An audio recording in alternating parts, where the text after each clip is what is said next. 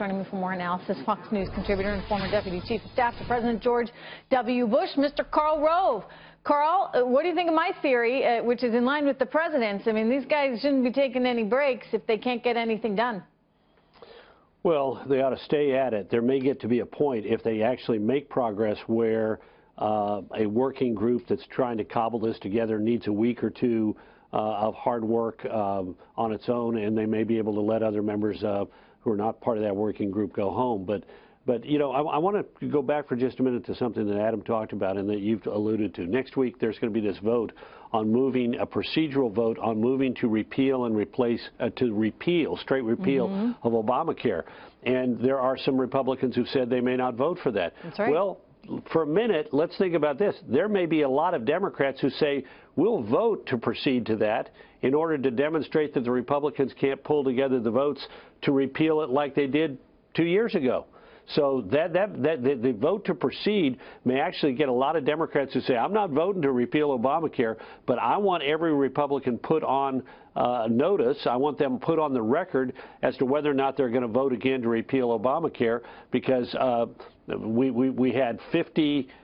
We have one Republican who didn't vote for it last time, Susan Collins, and there may be more Republicans who say, I'm not going to vote for a straight repeal. I want a repeal and a replacement. So do you not like the idea of this vote in itself, because it gives perhaps the Democrats an opportunity? Well, look, everything that has happened now, the Democrats have an opportunity in anything that happens from here on out, because the Republicans failed to pass a bill. So if they don't pass a bill, it gives the Democrats an opportunity. If they go to a procedural vote, it gives the Democrats an opportunity. If they drop the issue and say we're going to return to it later this fall, it gives the Democrats an opportunity. If they say, you know what, we're done, we're just going to let Obamacare fail, it gives the Democrats an opportunity. So look, McConnell has got a high-risk strategy. High-risk strategy. Are you angry? Are you frustrated? I mean, I imagine a lot of voters are right now, because they were sent there to do something and they couldn't get it done, and they had more than 7 years, Karl. Well, I'm disappointed at Republicans who said, you know, I'm not going to vote for this because it doesn't solve all the problems. So I'm willing to keep all the problems in place. Or people who said, you know what, I don't think this goes far enough, so I'm willing to keep it from completely moving anywhere towards the goal that I want because it isn't perfect. We have let the imperfect be the enemy of positive, incremental, robust progress, and as a result, we're losing the opportunity in this measure to have great Medicaid reform and to begin moving us away from a disastrous law. And it's because people said, I'm not a team member. It's my way or the highway. If it's not perfect, you got to, you know, I'm voting against it, Rand Paul, and if you want me to vote for it, then you got to do it exactly my way. This is a team sport, and some of our team members have forgotten that. Yeah, but this is what people predicted might happen. In other words, you get Donald Trump going in there, who doesn't play by the same set of rules as a lot of those senators, for better or for worse. I know you've taken issue with him at various times, but he's going in there saying, okay, this is what we need to do. He's not getting any cooperation from the quote-unquote swamp. So what happens, Karl? I mean, you're looking at your party right now that, frankly, is in a whole bunch of disarray. Oh, sure it is. Now, but let's be careful about going too far.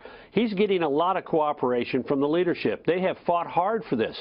But when you've got 52 members, if you lose 4 of them, you lose Mike Lee, Rand Paul, both of them conservatives, and lose Susan Collins and Lisa Murkowski and Shelley Moore Capito, moderates, then you got a problem when you lose those votes. And as you know, we went down the other night. We were down. We had 50 people that were either on the record supporting it or had made an announcement, and then one conservative, Mike Lee of Utah, and one moderate, Jerry Moran of Kansas, both came out, and for different reasons, both of them fundamentally saying this isn't my way and it's not completely perfect.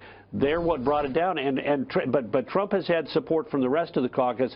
Unfortunately, we're in a place where 1 or 2 or 3 or 4 people can cause a lot of damage. In the case of more than 2, bring it to a halt. Should Jerry Moran and Mike Lee be out? Do you think they run that risk, or their constituents, are they liking what they did?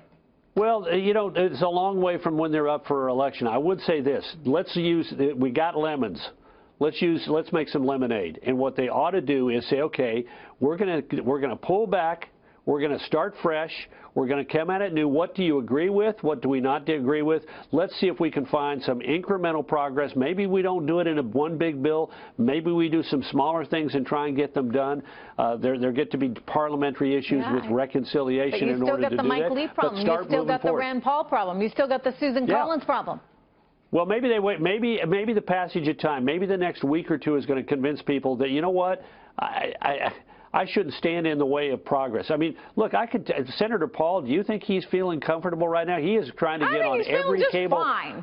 Yeah, well, I think he's trying to get on every show so he can say yes. So he can say, you know what? Here's the way forward. But again, part of that is it's his way or the highway. But also part of it is feeling the heat that people are saying, well, wait a minute, why are you standing in the way of this? And he's trying to get around it. But so he needs his use that constituents to give him and the try heat, and get it done. Right? Because otherwise, he's trying to look like the hero that somehow held all this up.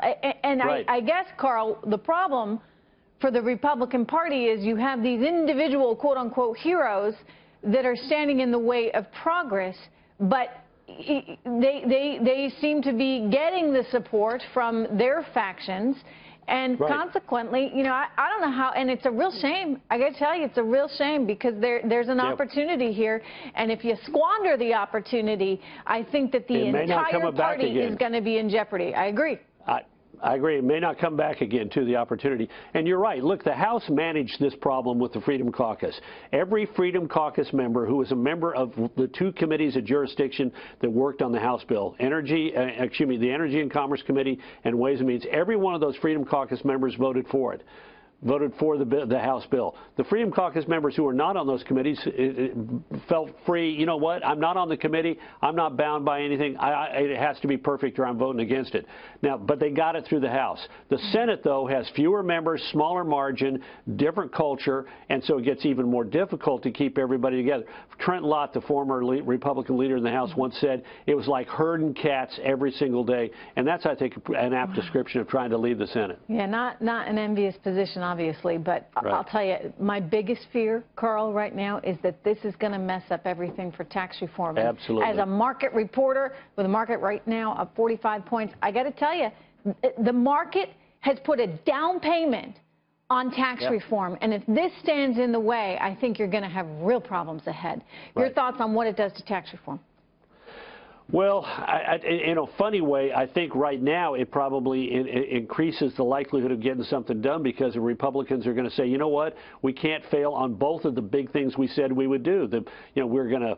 Actually, there are 3 or 4 big things, but the 2 biggest were repeal and replace Obamacare and then reform the tax code. We were going to rebuild America's military, and we were going to do something to roll back the regulatory excesses of the Obama era. We're doing the latter 2 things, but the 2 things that were most visible and biggest in the minds of voters when we went to the polls last fall was you're going to help the economy grow by doing something about the Affordable Care Act and doing something about our terrible tax code, and the Republicans had better do both of those things. But right now, I think this probably increases the likelihood that Republicans will say we can't make the same set of mistakes on tax reform that we've made on health care reform by letting our own personal views keep us from getting something that is pretty darn good. I hope so. You got a lot of budget hawks, though, that are going to be quite upset. They're not going to get the tax savings that they thought they would from repealing and replacing Obamacare. Well, you know, when you kill all those taxes in the Affordable Care Act, ironically enough, it increases your ability to pass robust tax reform, and that's one of the biggest problems with the failure to pass the